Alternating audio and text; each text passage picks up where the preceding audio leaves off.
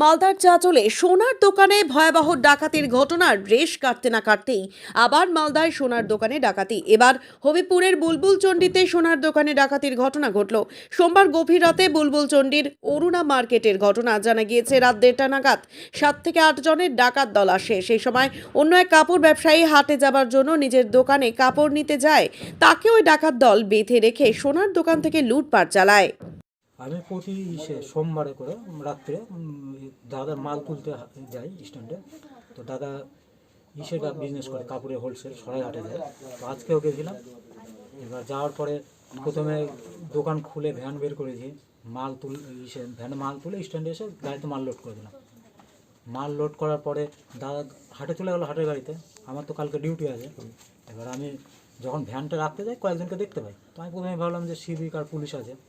এবার কাছে যেতে আমাকে ধরে নেয়, ধরে প্রাণনাশের হুমকি দেয় প্রথমে।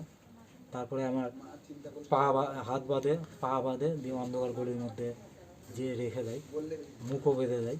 তারপরে এই 1-1.5 ঘন্টা ওরকমই পড়ে থাকি। তারপরে প্রচুর চিৎকার শুনতে পাই, তখন আমার ভাগনা যে আমাকে উদ্ধার করে, এই কোলে করে নিয়ে মানে স্ট্যান্ড অব্দি আসে। তারপরে আমার বাজারটা খুলে 1-1.5 ঘন্টা পরে।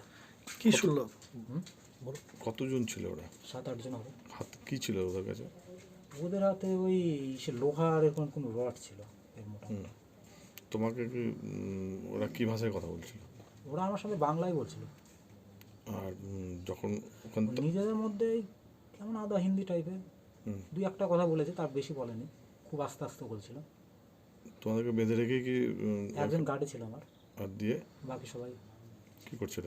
আমি তো তখন বাধা অবস্থা পড়েছিলাম, ওর আওয়াজ শুনতে পেয়েছি। শুধু আওয়াজই শুনতে আর কিছু পাইনি। আমাকে বেঁধে ফেলে দিয়েছিল দোকানে, মানে পুরো তারপরে দোকানে চুরিগুলো দোকানে করেছে নাকি?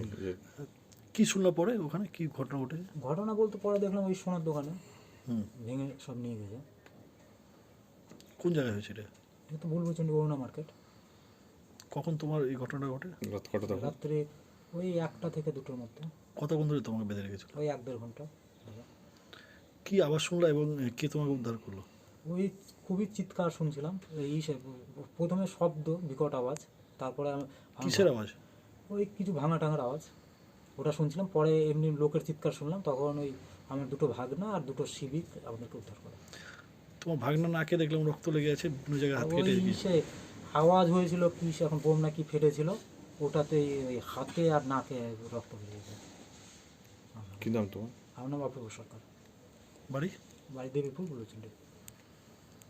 দাস বুলবুলচন্ডি,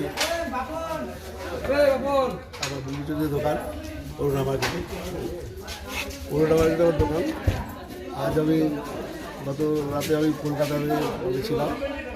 আমি ফেরার পথে যখন আমি বহরমপুর থাকি তখন আমাকে পুলিশ প্রশাসন ফোন করেন যে দোকানে ডাকাতি হয়েছে। তো আমার দোকানে যেভাবে তালা লাগানো থাকে, 11টা তালা লাগানো থাকে, 7-8টা সব সম্পূর্ণ। এবার হচ্ছে আমাদের বিষয় হচ্ছে যে আমি যে জিনিসপত্রগুলো বেচা কেনা করি সম্পূর্ণ হচ্ছে রেডিমেডের মধ্যে আমার করা হয় এবং কাস্টমারের মালও থাকে। এই মালগুলো হচ্ছে সম্পূর্ণ মানে কতটা কীভাবে ছিল সেও তো আমরা ওগুলো তো বেপে রাখা যায় না। তো কী বলবো আর যাই না। এবার মানে আমার কত সোনা, কত চাঁদি ছিল? চাঁদিটা 15 কেজির উপরে হবে। সোনা মোটামুটি আইডিয়া ওভাবে করা যাচ্ছে না। ওই সব কাস্টমার থাকে তো, কাস্টমার ছিল আর আমার কিছু রেডমেড ছিল। সব মিলিয়ে কত টাকার মাল হতো? আনুমানিক এখন তো মোটামুটি 70,000 টাকা কেজি চাঁদি, ঠিক আছে। আর হচ্ছে সোনা তো 71,000 টাকা ভরি। কত ভরি হবে?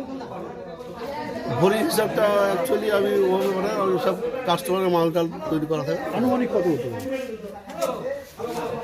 আনুমানিক এখন মানে খাতা মেনটেন্সটা ওগুলো দেখতে হবে আমার কতটা অর্ডার ছিল। সবই তো এখানে রাখা, আর আমি যেহেতু ছিলাম না। কখন জানতে পারবো? আমি রাত্রি ঠিক ফার্স্ট টাইম 15 আমার